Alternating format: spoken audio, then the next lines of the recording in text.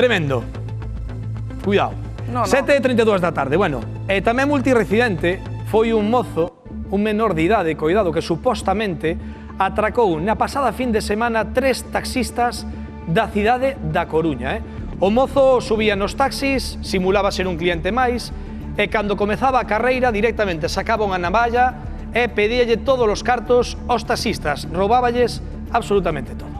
E afortunadamente un deses taxistas atracados tiña unhas cámaras de seguridade no seu taxi con que as autoridades puideron ver como foi toda a fazaña dese menor e así identificalo. De todos os xeitos, os taxistas da Coruña din que isto é pois algo illado, que levan moito tempo sen ter ningún tipo de percance afortunadamente. E inda con todo, eles pois tentan previr o que poida pasar, levan o cambio contado para non levar cartos de máis e, por suposto, cámaras de videovixiancia dentro dos seus taxis.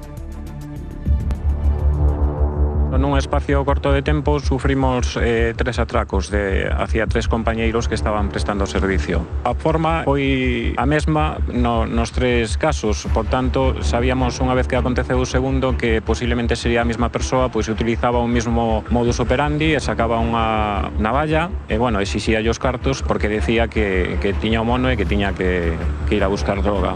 Polas noticias que temos, a persoa identificárona e xa está posta incluso a disposición da Fiscalía de Menores. Un deles ten uns pinchazos nunha man, inda que físicamente están ben, están afectados psicolóxicamente. Nos notamos que na zona onde sucederon os feitos hai un constante menudeo de xente, trasiego de xente, e sabemos que é unha zona perigosa. Nos agora traballamos con moi pouquiño efectivo, simplemente para o cambio. Afortunadamente, os métodos de pago cambiaron e agora o que máis se utiliza é o pago con tarxeta. Algún outra vez vos tivera pasado algún feito similar?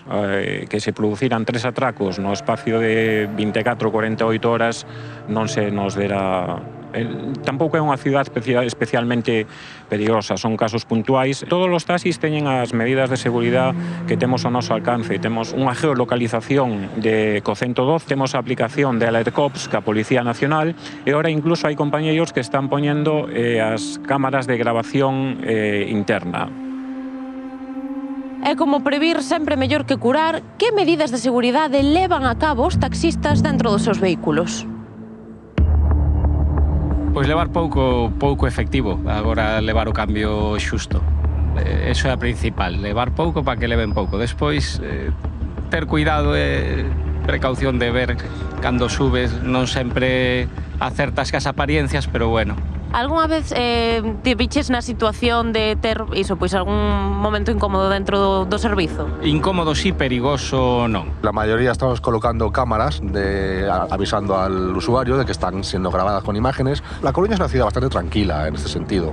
Cuando vienen este tipo de situaciones suelen ser siempre los mismos personajes y son oleadas de 3-4 días. Hay varias zonas en que hay varios compañeros que cuando te entra el servicio ya no vas porque sabes que por la hora, la situación y el local, pues tienes mucha posibilidad de tener problemas. Entonces ya directamente no vas.